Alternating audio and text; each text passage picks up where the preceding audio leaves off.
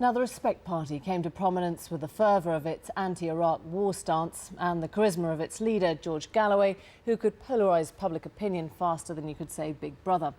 Now, however, the party appears to be splitting at the seams, faster perhaps you could say than an overstretched red leotard. They're expecting a big showdown at the National Committee meeting tomorrow, which could well lead to Mr Galloway and Respect parting company. Michael Crick has the story.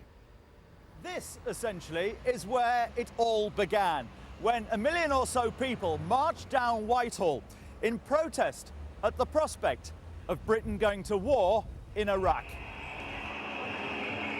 That huge march in 2003 and other protests against the war inspired a new political party called Respect.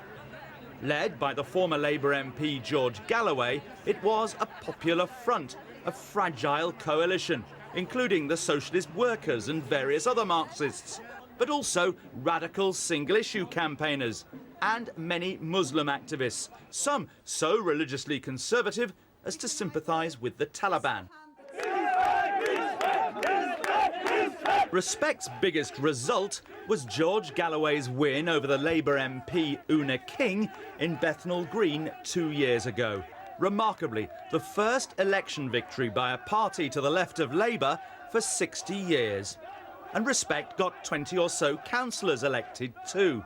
Yet now, more than 2 years on, the Respect coalition is coming badly unstuck. And Una King is smiling again. I think it was a marriage of convenience, that a marriage made in hell, some would say. The fact is, they're heading for the divorce courts. Most of Galloway's voters are Muslims, but most of Respect's experienced organisers, like its National Secretary John Rees, are from the Trotskyite Socialist Workers' Party, the SWP. And then we'll be going on to Cable Street, where there was the great battle against the fascists in the 1930s.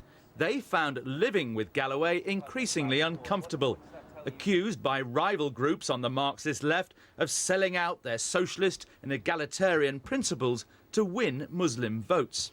What you saw with the SWP over a number of years now was a certain slippage on these sorts of questions, a certain soft-focused take on things like the Taliban in Afghanistan, a certain accommodation to those sorts of views, which I think their long-standing cadre would have found intensely uncomfortable. But why did they do that? I mean, why were they willing to hit the big time, to make a difference, to get people elected?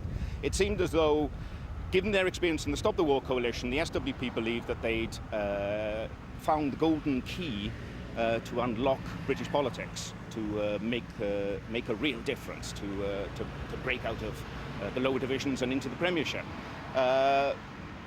In pursuit of that, as I said, they didn't seem to have any qualms about selling out all of their principles. George Galloway's most public act this week, as his row with the SWP comes to a head, was on the ITV game show Don't Call Me Stupid, with Lady Victoria Hervey, socialist and socialite, swapping roles. Joining me tonight, a maverick MP who has called his own political party Respect. A bit like calling a brand of toilet cleaner Delicious. George Galloway. Yet, ahead of his moves tomorrow to thwart the SWP, Galloway sent an extraordinary letter to Respect's National Committee. Never have I heard the leader of a British political party talk about his party in such disparaging terms. Respect is not punching its weight, says George Galloway. Whole areas of the country are effectively moribund as far as Respect activity is concerned. And if there's an early general election, we are simply unable to challenge the major parties in our key constituencies. He goes on, relations between leading figures in Respect are at an all-time low, and the party faces oblivion.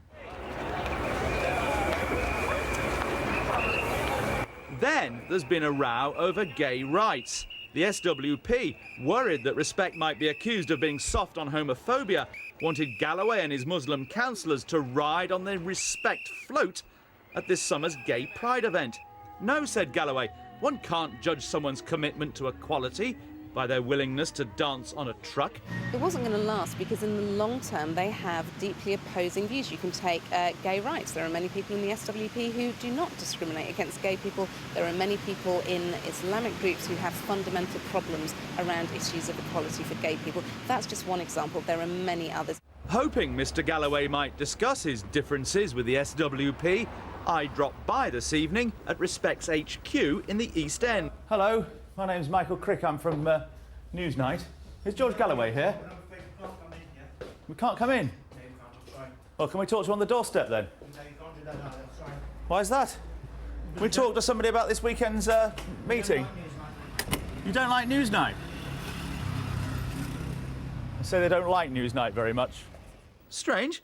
I thought they'd show a bit more respect. Well, Respect was a religious cult based around the god they believed was George Galloway. And whenever you have a protest party win an election on a single issue campaign, that candidate ends up getting bored with the rather unglamorous business of serving the constituents. And apparently the best interests of the voters of Bethnal Green and Bow is that George Galloway goes off on Celebrity Big Brother and ITV's Don't Call Me Stupid. We'll get you on a holo pony next, George. I don't know. That'll be the fun. So when I get you addressing an anti-war rally, I'll get on a pony.